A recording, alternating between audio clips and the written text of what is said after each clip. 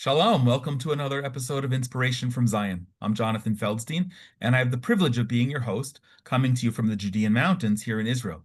I like to refer to it as the original Bible Belt. Inspiration from Zion is a program of the Genesis 123 Foundation, whose mission is to build bridges between Jews and Christians with Israel in ways that are new, unique, and meaningful. I pray that you will find this all of those.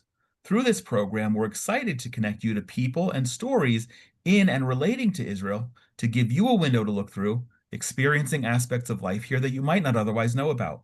We want this to be interactive, so please be in touch with us at inspirationfromzion@gmail.com and send along any questions and any comments about any topic anytime. Or you can reach us at genesis123.co or follow and like Inspiration from Zion on Facebook, Instagram, and Twitter. Stay tuned until the end, where we're also going to share an exciting opportunity, and please feel free to share this with others who will also find it of interest.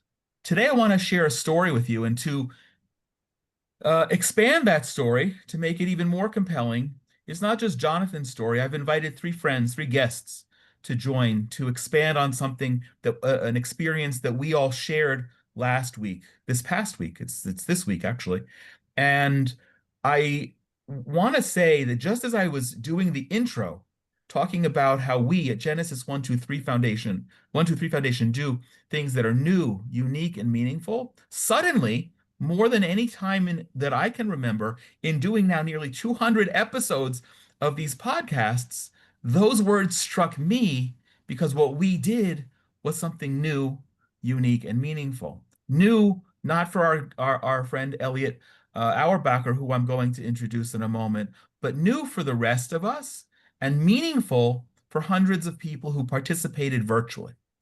We were privileged on the weekend of July 4th, Sunday, the 6th of July specifically, to make a barbecue for pilots and crew at the Palmachim Air Force Base here in Israel.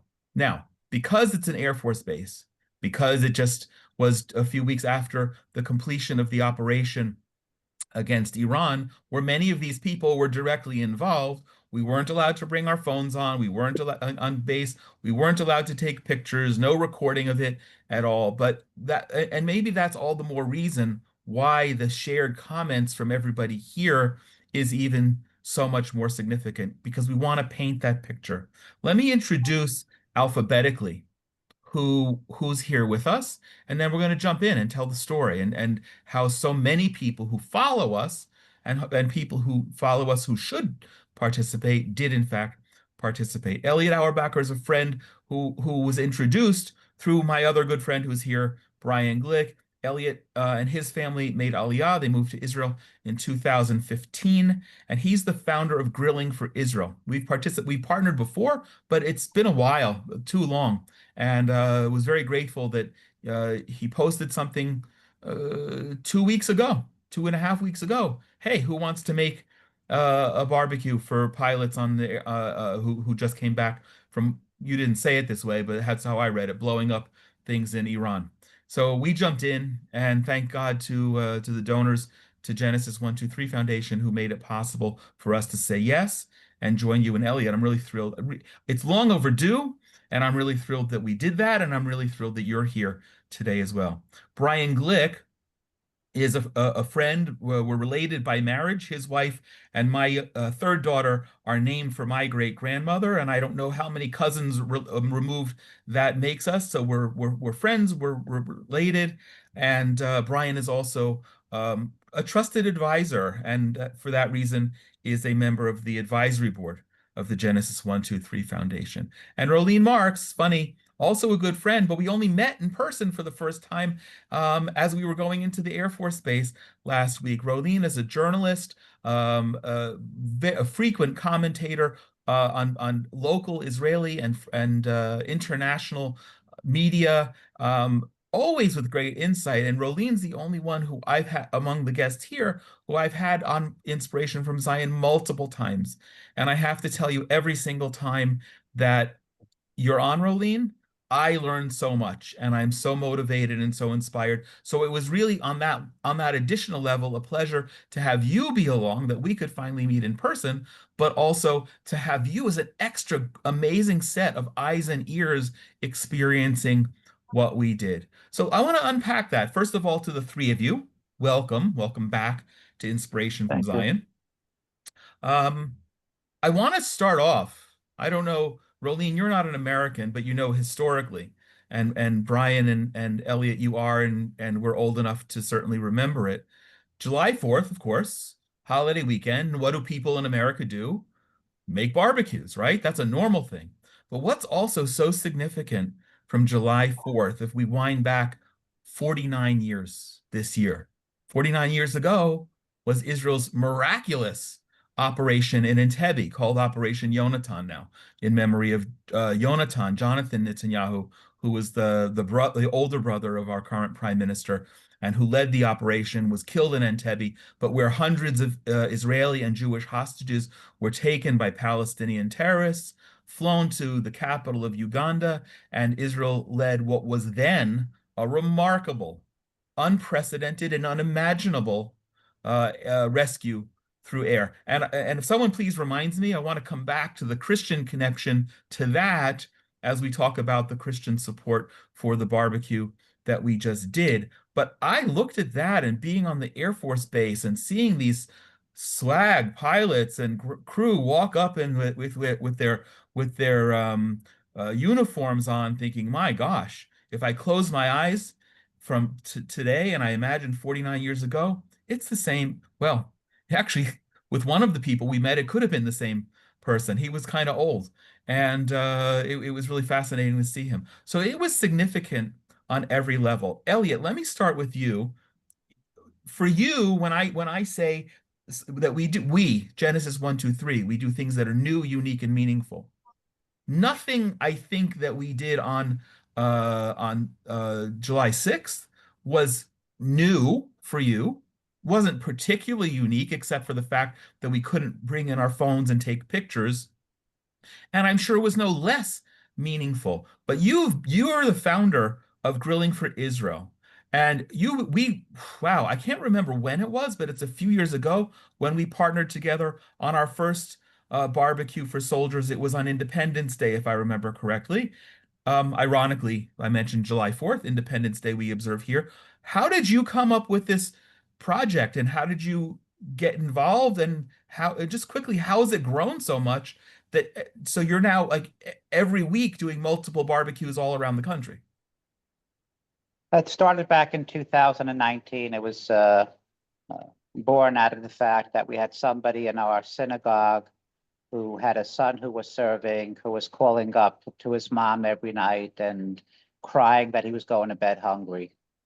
And it just didn't sit well with us that there should be soldiers out there protecting us and serving the nation, that we're not, being fed properly. And, the soldiers between the ages of 18 and 21, the Sadir soldiers, the ones who are doing their mandatory Army service, 18 to 20-year-olds, 21-year-olds, they eat. Yeah. They eat all the time. They just, that's what that age of, people do.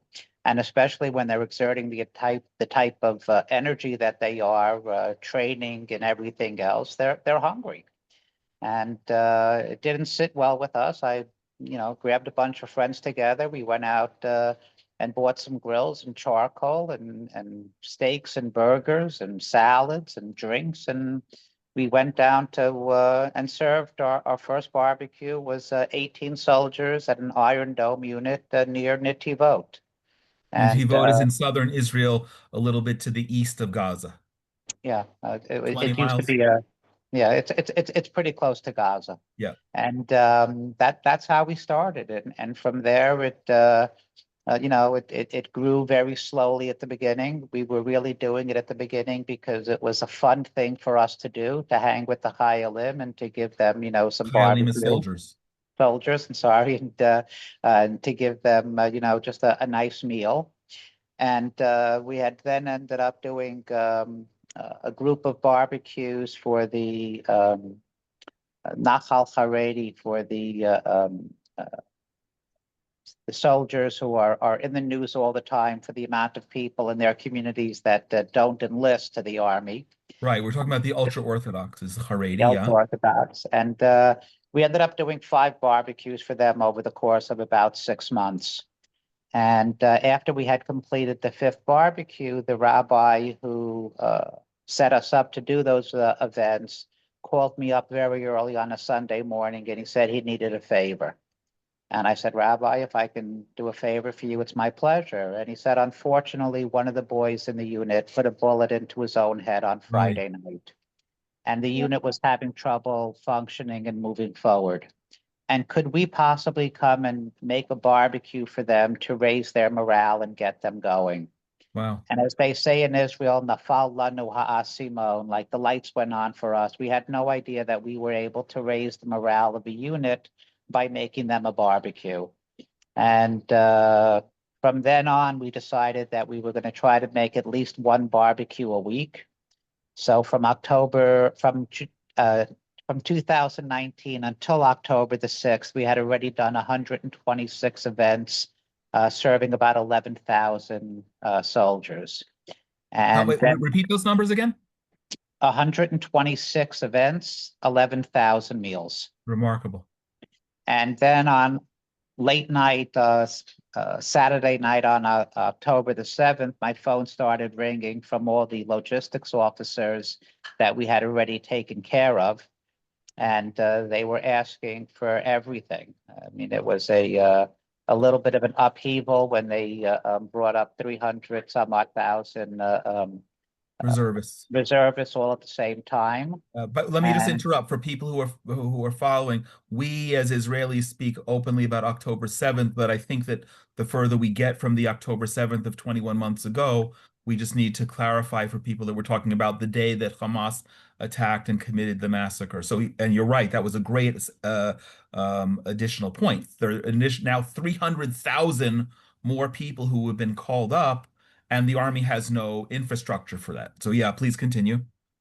so the phone started ringing off the hook on Saturday night, all day on Sunday. What could we provide them with? They needed everything from mattresses and socks and underwear and coffee and batteries and phone chargers and lights for the helmets and all types of different equipment. And we just went into go mode. And we immediately started to provide whatever we could because we had been out there already for 4+ years. People knew of us, and I guess the word spread nicely, and donations started coming in on a regular basis. And after a couple of weeks of doing everything that we could, including food, I mean, our sukkah was still up, and we had probably 70, 80, 90 people a day were coming to our home and making up to 5,000 or 6,000 sandwiches a day. We had a dozen grills that were going.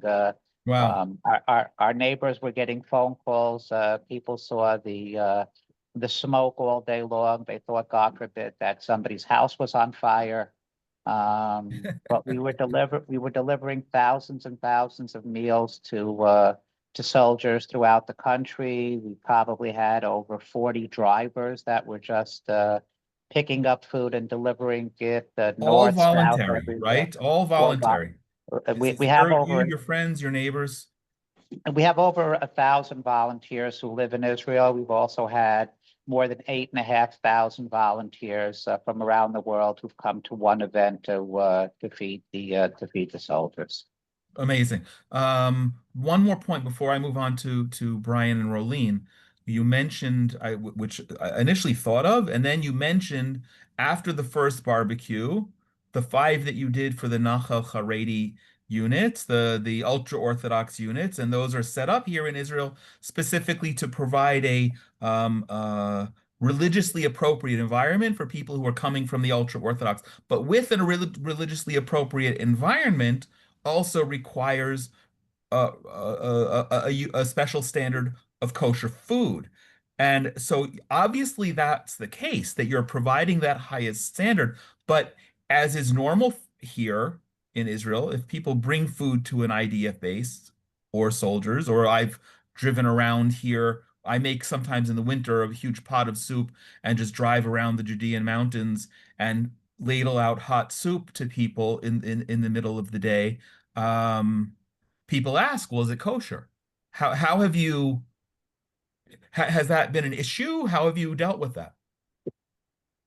It's never been an issue because I keep kosher myself, so I keep a high level of kashrut in my own house, and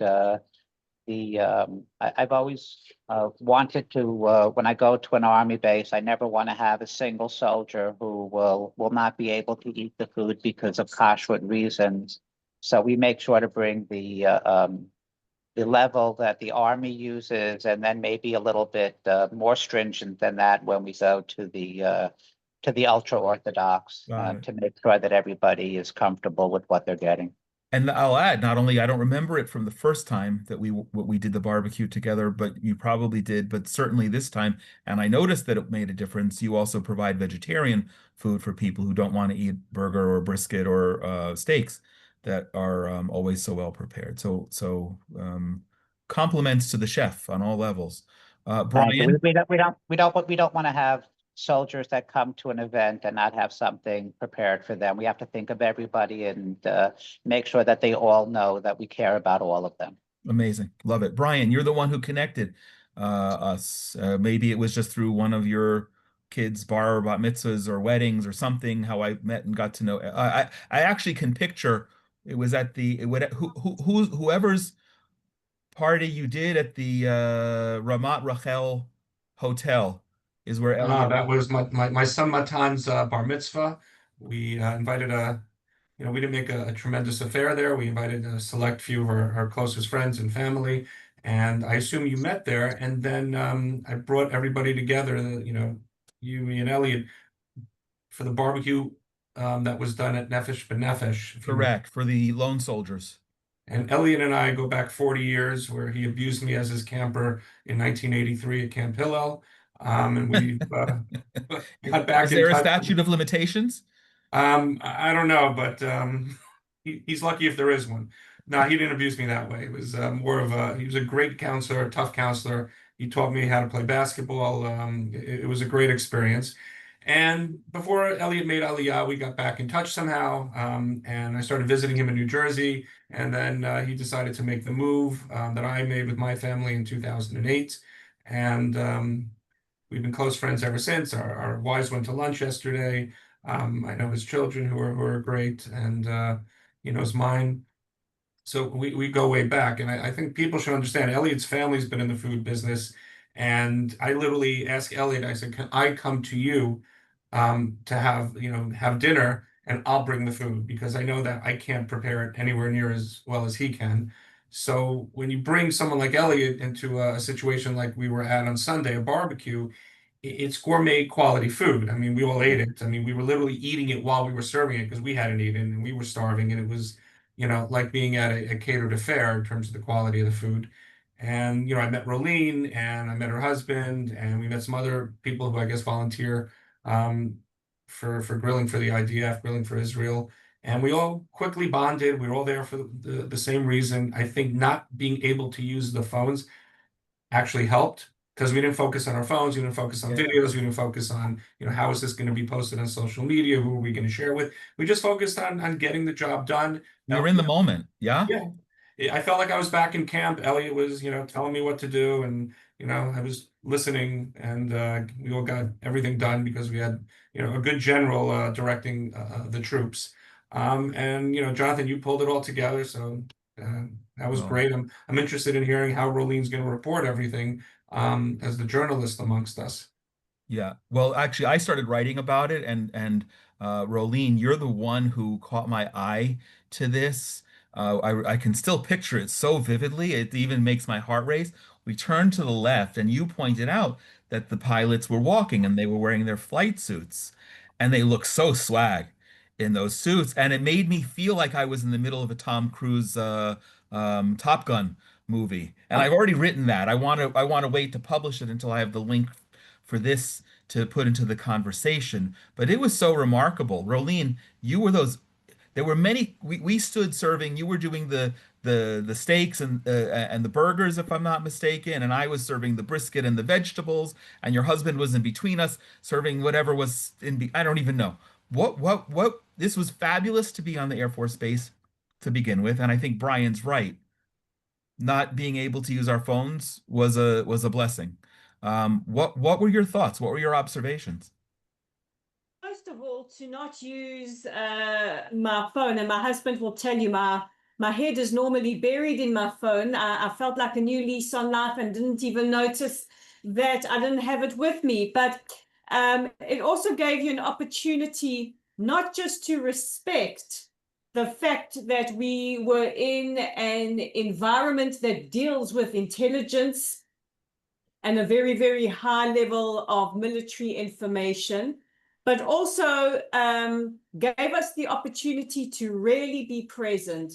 The whole intention of the day was to thank these phenomenal soldiers, these pilots, for everything that they do, not just during Operation Rising Lion, but every single day to keep us safe. And I really drank in the environment. I mean, first of all, being in a hangar situation with the helicopters all in a row, all kind of parked. I don't know if the term parked is what you use for helicopters. It did hit home for me when I saw a helicopter fly over the base towards Tel Aviv. And you know in your heart what that means when these rescue choppers go from Gaza to Tel Aviv area and then come back to base. You know what that means. And it was very, very sobering. But to watch these incredible soldiers, you know, with that swagger that only pilots could have, that only pilots in jumpsuits could have that swag. And what struck me is that without exception, every single one of them said thank you. Many of them asked where we came from, asked a little bit about our story, and the story wasn't about us. The story was about the opportunity to say thank you to them. And I have to say, when word got out about that brisket, I think there was a beeline several times for that brisket, which I think is that should win awards, Elliot. And Elliot has offered to share the recipe. So anyone who contacts us, anyone who contacts us with the message, however, whatever social media or email you want to use, just put the subject brisket, and we're going to share that. But also, before we started recording, Elliot, we're talking about, and I'd love to help you to do this, to commercialize and market that more. But then Brian, also, when we were speaking afterward and we did that video, you know, I stayed for a few minutes where we were sitting. We were not allowed to film, even not only in the base, we weren't even allowed to film in front of the base. You and I did a 4-minute video together, and then I sat clearing out my email, and literally out of the blue, this security vehicle came up and said, "What are you doing here?" Because I was just sitting on the shoulder of the road, and I had to move down as I was clearing out my email. Rolene, the other thing that we observed, it wasn't just that they all said thank you, they were also modest. Yeah.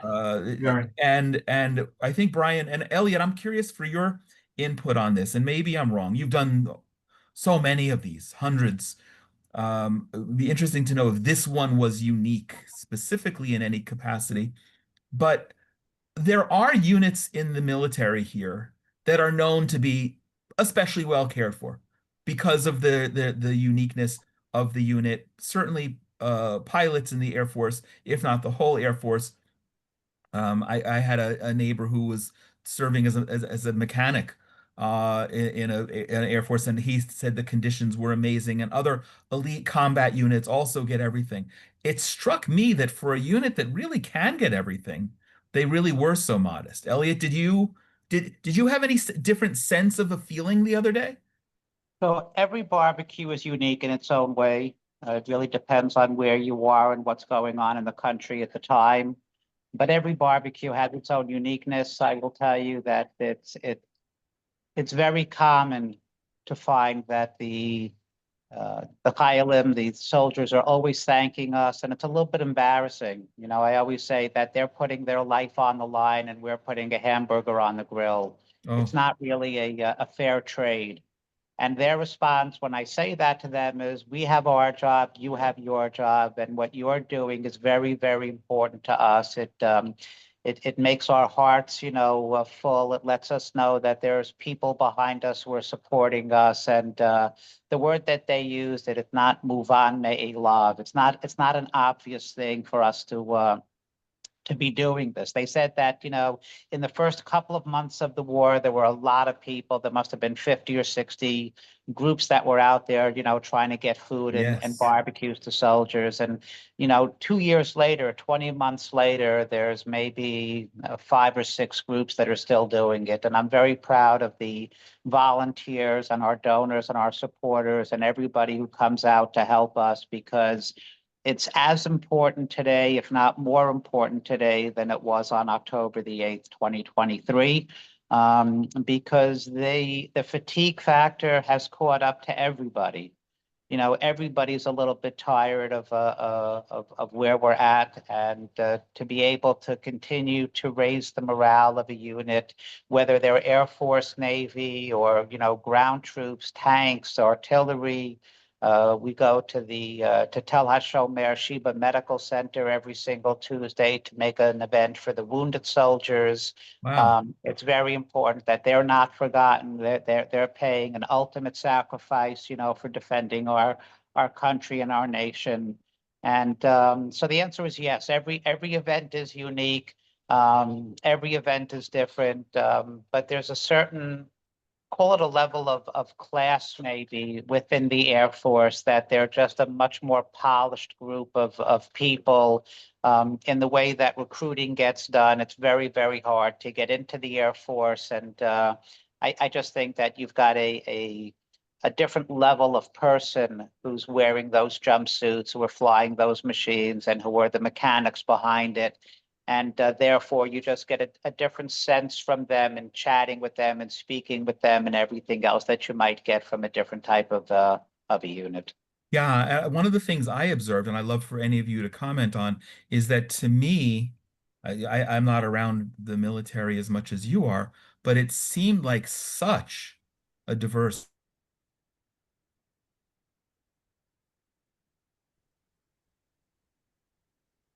I lost you. Jonathan, I think we all lost you. Yeah. The words, the way to language. Who's? Let me text him. Ground control to Major Tom. Let me just text him quickly. Maybe he's trying to connect. We are all still on, but I've lost you. I mean, he may not have internet, so I don't know if he'll get my text. I don't know if it's a Zoom issue. So Rolene, where do you you're a journalist. What journals do you publish? He lost power, I Jonathan. write for JNS. I write for the South African Jewish Report. I'm a freelancer, so basically any newspaper that will have me, I'm happy to be there. And I also broadcast. I do a lot of TV and radio appearances.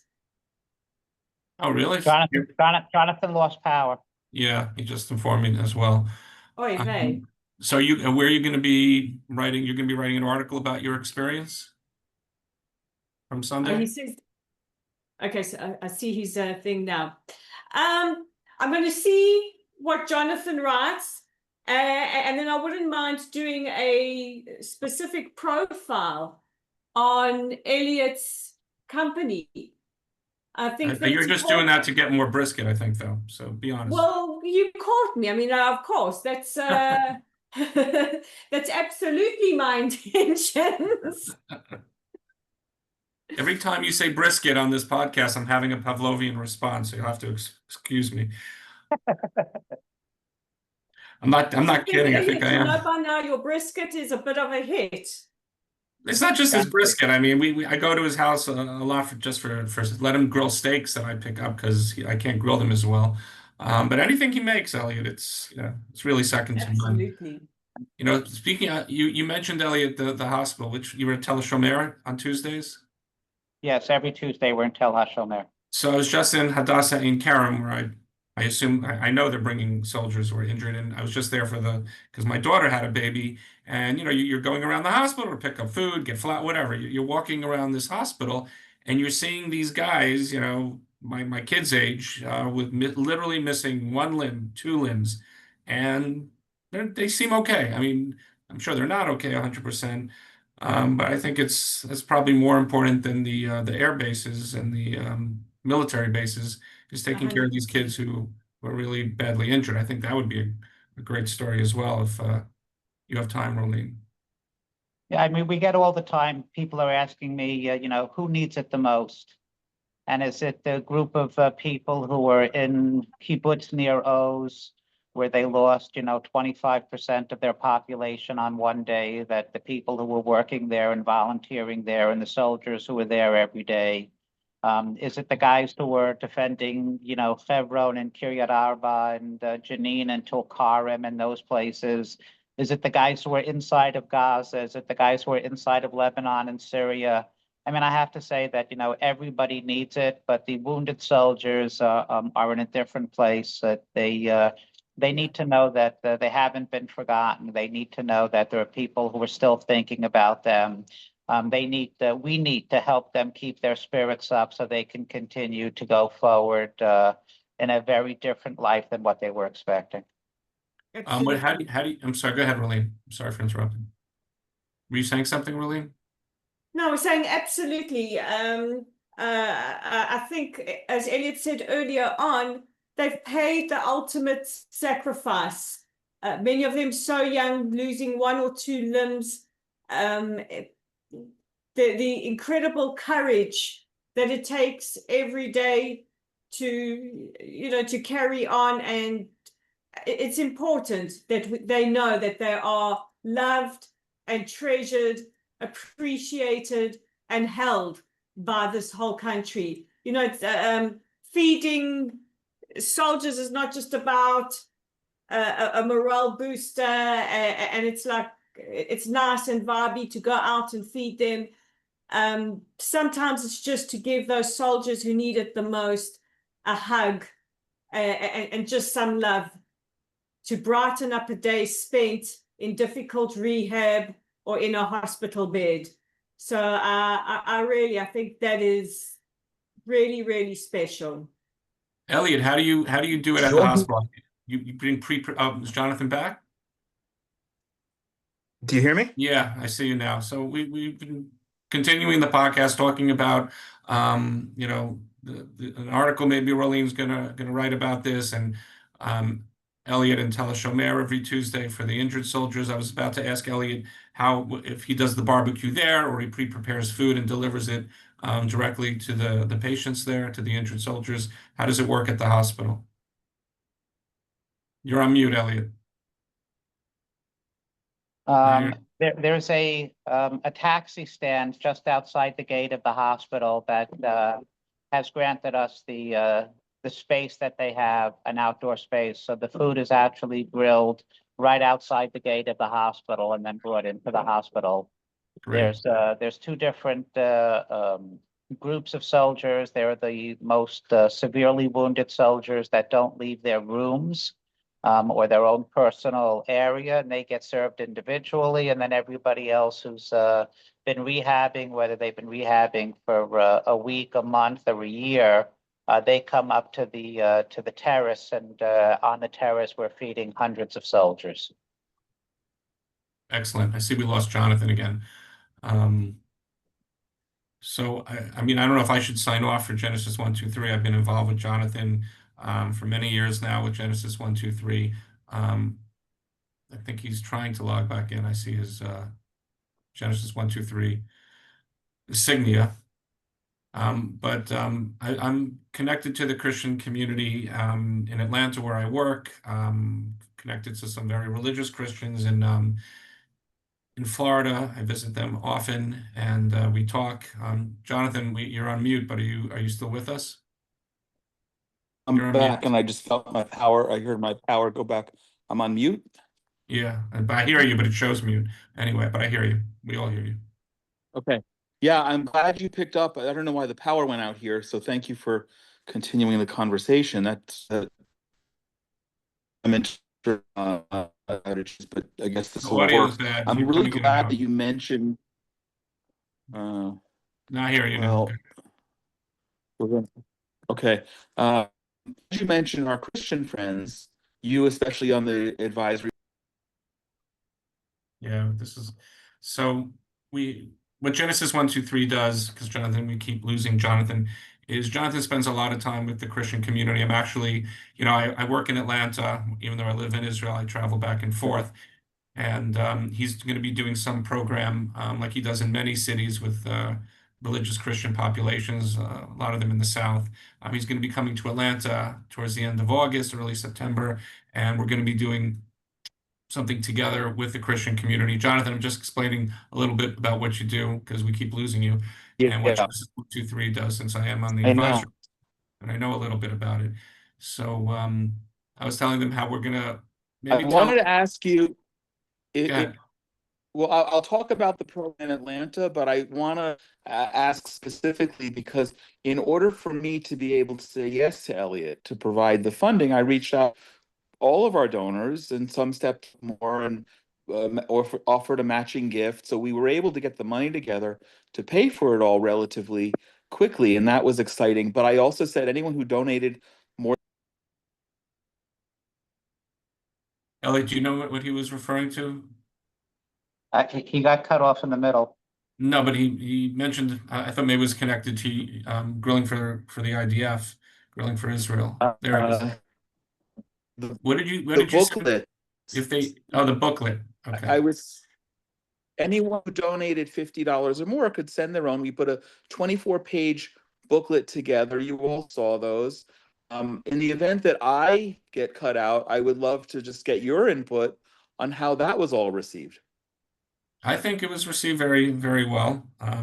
I saw you talking to them. I think everything was received very well. I think they really appreciated it.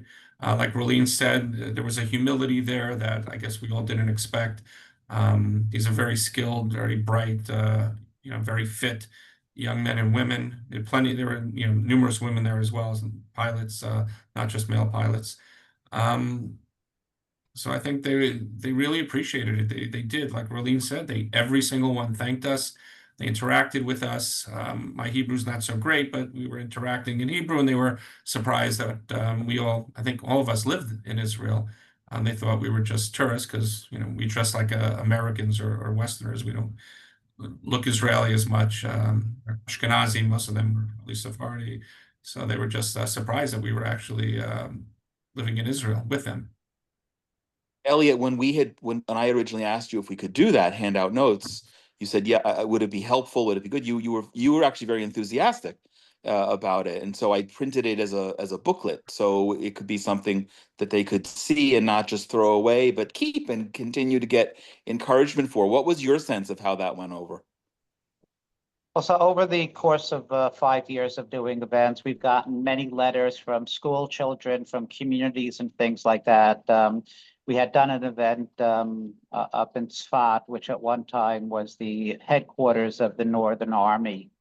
And I walked into the command center, which was a huge tent. It had to have been at least, I don't know, 50 meters long on one wall. And the entire wall was covered with letters from all over the world thanking the soldiers. So I know how one note, one single note, one word of encouragement, one word from somebody who they've never met, thanking them for protecting, not only the country, the nation, but in my opinion, the free world from terrorists. It really does help them. They feel a certain amount of gratification, and oftentimes it's a thankless job.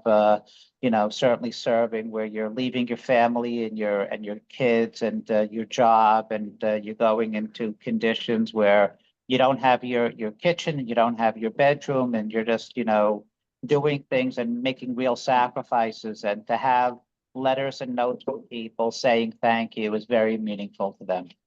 Yeah, yeah. Rolene, you were nodding in active agreement with what Elliot just said. How did you observe that played out? I just think any opportunity that we have to say thank you means the world. I think the people around the world forget who our soldiers are. They are not a career remote army that goes off to fight wars far away from our borders. They are our husbands and sons and fathers and colleagues and friends. They're part of our family and the family of the extended Jewish people around the world. An army who are impeccable. You know, one of the observations my husband said to me watching the soldiers playing soccer with Brian, I think it was your son. No, it playing, was Steven's son. My son was the guy with the beard. playing soccer with him. And one of the observations we said was like, yeah, here's our terrible genocidal terrorist army. And my husband said, people who say that have never met one of our soldiers. And you certainly see the ethos, the ethics of our warriors when you meet them in person, when you get the privilege of engaging with them. And as Elliot said, they're not just fighting for us, they're fighting for the free world. And any opportunity anyone around the world has to say thank you to a soldier, please take that opportunity. It does mean the world to them. I don't know if you've been to Shuvah Junction in the south, which is very close to the massacre sites from the 7th of October. Underneath the glass on the tables are letters from children from South Africa that the chief rabbi brought. And Shuvah Junction is an incredible place. It's where soldiers can stop and pick up whatever they want en route to and from Gaza. And there's a reason those letters are put there. It does something phenomenal in a world where they are under constant attack, whether kinetic or through lawfare or through propaganda, to know just how much they are appreciated by us here, the Jewish people around the world, and all of our allies, especially in the Christian world, who understand what Israel is fighting for. Right. So I want to invite anybody, in addition to asking for Elliot's recipe, anyone who would like to see the PDF of these beautiful blessings that we sent. The only thing I felt bad about is it all came together so quickly, and the printing needed to be done by Thursday afternoon. So there were a lot of people who just didn't get the time to write their few sentences. But Aurelien, what great encouragement between what you're saying, what Elliot's doing, and in other ways we've done this, and I want to invite people to continue to do it. Elliot, I think you were about to say something when Rolene finished. I was going to say the word that I use is that our soldiers are not mercenaries that we're hiring from some foreign land to come and fight our wars. They're our citizens. They're the guy standing next to you in the supermarket. They're the guy, you know, in front of you and behind you at the pharmacy. They're just regular people who are able to set aside everything and put on a uniform and go do a very difficult job under tough circumstances. We're the only army in the entire world who drop leaflets to tell people when and where we're going to drop a bomb, because we really do not want to cause any collateral damage when we don't have to. And when you're dealing with terrorists who don't fight fair, it makes it that much more difficult. And the mental strain and the physical, you know, strain on these citizens, on these normal people who are going out and doing it. It's a wonderful thing to see that, you know, how a letter, how a steak, a brisket, a burger, how all of these things can just, you know, change, help them to continue to have the energy that they need to continue. So it's I really appreciate you stepping up and everybody coming in and all of the volunteers that we have and all of the donors and sponsors that we have that allow us to continue to do what we do. Okay, God willing, and anyone following this, when you're coming to Israel, please be in touch and we will set you up and your church or synagogue or whatever to be able to join Elliot and his remarkable team of volunteers anywhere in the country. Let's just do one. I want, Brian, you mentioned, and thank you for mentioning it, the program we're doing in Atlanta. I'll talk about that in just a moment, but before I do my closeout, but any last round? I got cut off for some reason, so I didn't hear all of what you were saying. But one last thing, in talking about the meaningful nature of Grilling for Israel, our specific experience at the Air Force Base this week, or other words of encouragement to those who are participating long distance. Elliot, you want to start with anything else that we missed? I will say that it's very important, certainly in life in general, certainly in Jewish life, is to say thank you, to God, to say thank you to people who are doing things for you. And I think that what part of what we do is an ultimate thank you to the people who are putting their lives on the line for us. And if people want to stand with us to thank the people that are risking everything and going out there to protect us, we're a good place that you can come and not just say thank you, but experience it. I always say when I travel to go out and raise money, I can't transfer the feeling of being with the soldiers at an event. It's something that when you experience it, you just immediately realize it's different, because it is different. It's a feeling is a very hard thing to explain with words, but knowing that you're moving the needle for these guys in a positive way is just something that I've been very lucky, and I've been privileged to be able to be involved with what we're doing. Yeah, and you do it great. Thank you. Thank you for giving us the opportunity. Brian, last observations on all of this? So as we mentioned outside the air base, when we had to get about a kilometer away, we were talking about how, we can tell they appreciated it. I mean, many of them, I think all of them came back for seconds. I saw some people come back for thirds. There were some, soldiers. Besides you? What? Besides you? I had more than thirds. Elliot, you don't even want to know how much I ate there. I got off my diet for about an hour, and it's probably showing in my face. But like one of the guys there, he didn't even know what brisket was, because it's not something people eat in Israel. They eat kebabs. They know what a hamburger and a frankfurter are. And I kept describing it to these people who had no idea. I didn't even know how to translate brisket. I said in Hebrew, I said it's olam haba. It's heaven. I said, have a taste of heaven. And one of them was I said, are you, you're not Ashkenazi, but this is what we eat, and it's from heaven. And he said, no, I'm Farsi, I'm Persian. A Persian Jewish guy. He had no clue, but many of them tried it, and they came back for seconds and thirds, and it was really something special. I took some home, Elliot. Just letting you know, I stole some because I'm allowed to, I think. But we left tons of food there afterwards. They probably could have had a whole nother barbecue dinner.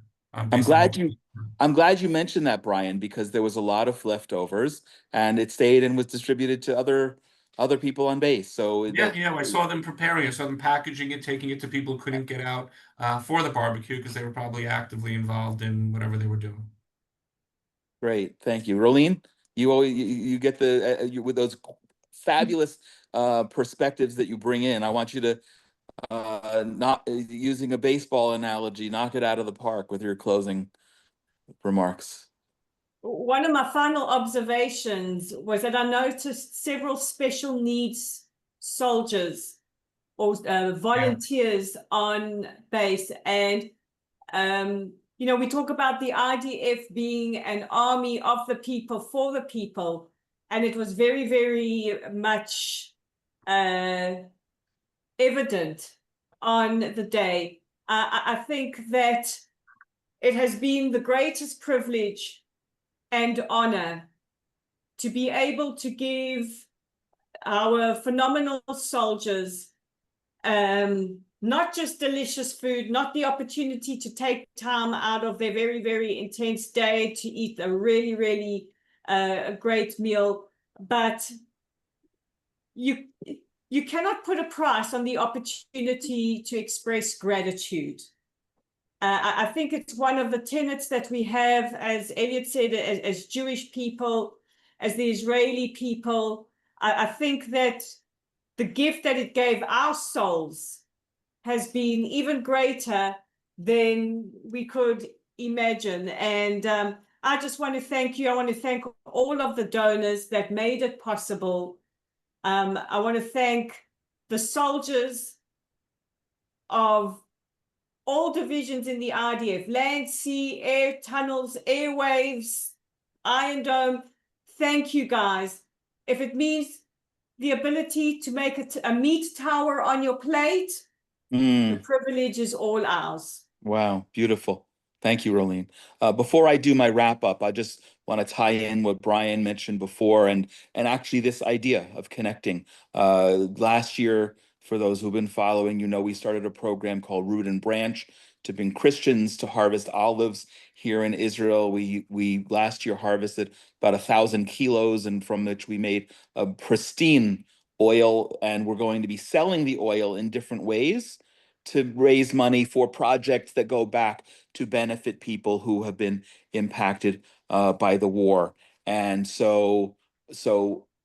we also bring people to make personal connections. And one of the things that we did last November was prepare a barbecue, not with Elliot, but that will be a mistake for which we repent for and will fix this coming October with a group of soldiers who had just come out of Gaza.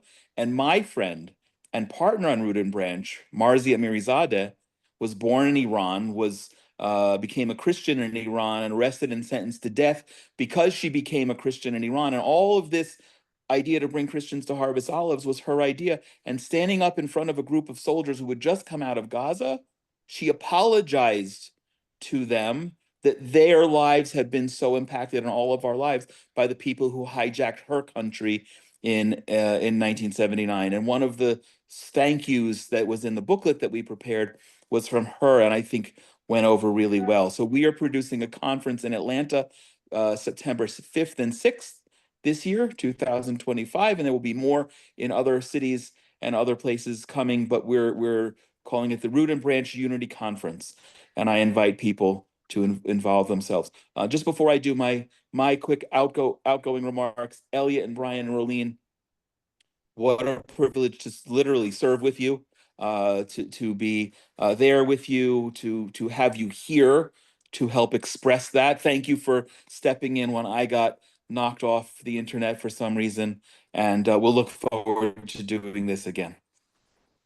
Thank you. Brian, I know you have to go, but as we have always done, as we wrap up our podcast, we want to invite you another way to connect. It's a project. All we ask for your help is that you like, follow, comment, or share the link to this program. And once a month, we pick somebody at random to receive a free book. We call it From Jonathan's Bookshelf. And for now, nearly 2 years, the book that we're giving out is our stunning book that we published called Israel the Miracle, a compilation of 75 essays by Christian leaders from all over the world writing why Israel is so significant to them. It's a $75 value. And in order to get your free copy, all we ask that you do is like, copy, comment on, or share the link to this program. We're always grateful that this podcast is sponsored by our friends at the Willow Run Greenhouse in Culpeper, Virginia. And I always tell people, if you're ever in the area, I don't know whoever goes to Culpeper, Virginia, pop in and thank them for helping make conversations like this possible. And also special thanks to the Coin family as well for their meaningful sponsorship. Inspiration from Zion and all the Genesis 123 Foundation programs are made possible by donations. So please consider joining us to help continue the dialogue and building bridges. This week, I have the real true privilege of dedicating this episode, Brian, in honor of your new granddaughter, who's so Thank new you. we don't even have a name yet, We don't but have a she's name. gorgeous.